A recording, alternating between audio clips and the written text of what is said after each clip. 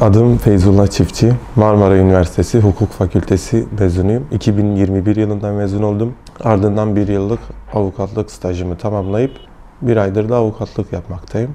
Stajyer avukatlık, hukuk fakültesi mezunlarının avukatlık ruhsatına hak kazanmaları için bir yıl boyunca tamamlamaları gereken bir staj dönemidir. Stajyer avukatlık kurumu ile hedeflenen şey, hukuk fakültesinden mezun olmuş kişinin bir eğitim sürecinden geçirilerek avukatlık kurumuna hazır bir şekilde mezun edilmesidir aslında. Yani bu 4+1 eğitim süreci şeklinde gelişiyor diyebiliriz. Stajyer avukatlık 6 ay adliye stajı ve 6 ay avukat yanı stajı şeklinde devam ediyor. Adliye stajında temel olarak stajyer avukat farklı mahkemelerde 1 aylık, 1,5 aylık, 15 günlük dönemler, ayrı dönemler ile eğitimine devam eder ama uygulamada adliye stajında sadece stajyer avukatların imza ile bu süreci geçiştirdiğini görüyoruz. Bu tabi sadece stajyer avukatların bu süreci kendileri için bir geçiş süreci halinde düşünmesiyle ilgili değil. Çünkü zaten adliyenin iş yükü çok sayıda hukuk fakültesi mezunu olması sebebiyle orada adliyede 6 aylık staj boyunca hedeflenen eğitim süreci gerçekleştirilemiyor ve bu sadece prosedürel, kağıt üstünde bir imza atma ile geçiştirilebilen bir staj sürecine dönüşüyor. Adliye stajından sonra 6 aylık avukat yanı stajı başlıyor. Bu 6 aylık avukat yanı stajına başlayabilmeniz için öncelikle bir staj yapabileceğiniz avukat bulmanız gerekiyor. Bununla ilgili genelde stajyer avukatlar baro sayfasında verilen ilanlara CV göndermek üzere veya doğrudan gidip büroda başvuruda bulunmak üzere avukat arayışına giriyorlar. Stajyer avukatların elbette belli talepleri oluyor. Büroda gerçekten öğrenim sürecine bir katkıda bulunup bulunmayacağına yönelik bazı talepleri oluyor. Ancak genel olarak stajyer avukatlık süresince böyle bir talebin karşılanmadığını uygulamada kendi arkadaşlarımızdan, kendi tecrübelerimizden biliyoruz. Çünkü avukatlar genelde kendi işlerini yürütmeleri için stajyer avukatları biraz da pragmatist bir bakış açısıyla yanlarına stajyer olarak alıyorlar.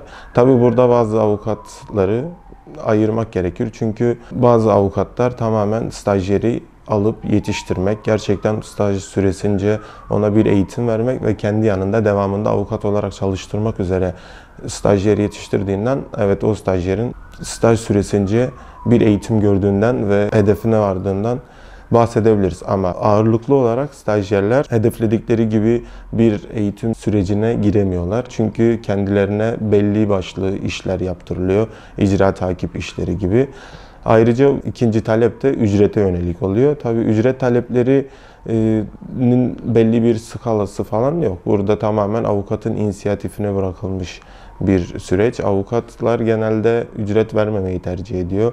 Ücret vermeyenlerin yol, yemek ücretlerini karşılayanlar oluyor.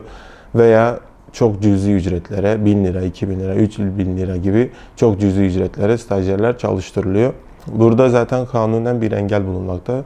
Staj süresince yasal olarak sizin sigortalı bir işte çalışma yasağınız var. Bu kanuni engeli avukatlar da kendileri için bir fırsat olarak kullanıyor diyebiliriz. Stajyer avukatların taleplerini genel olarak 3 başlık altında sıralayabiliriz. İlk olarak hakça bir ücret, yani kendilerinin insanca bir yaşam sürdürebilecekleri bir ücrete hak kazanmaları. Bu tabii ki de ilden ile değişkenlik gösterebilir. Ancak genel olarak öğrencilik sürecinden çıkmış bulunmaktasınız. Öğrencilikte kazandığınız burs gibi imkanlardan faydalanamıyorsunuz. Yasal bir engel olması sebebiyle sigortalı herhangi bir işte çalışamıyorsunuz. Yani tamamen o staj süresince kendi ailenizden bir gelirinizin olmaması halinde tamamen çalıştığınız büronun inisiyatifine terk edilmiş oluyorsunuz. Bu durumda stajyer avukatlara insanca yaşayabilecekleri bir ücretin verilmesi gerekiyor.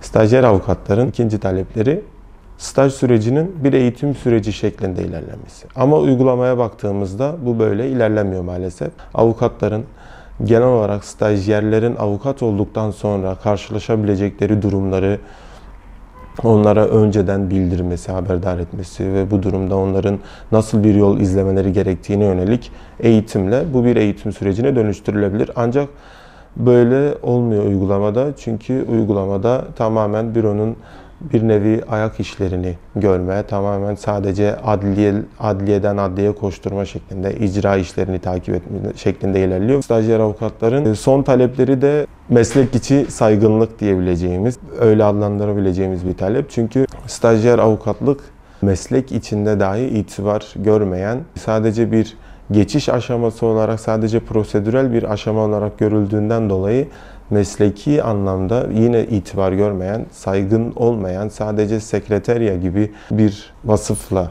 geçiştirilen bir süreç olduğu için üçüncü bir taleplerinin de saygınlık olduğunu söyleyebiliriz.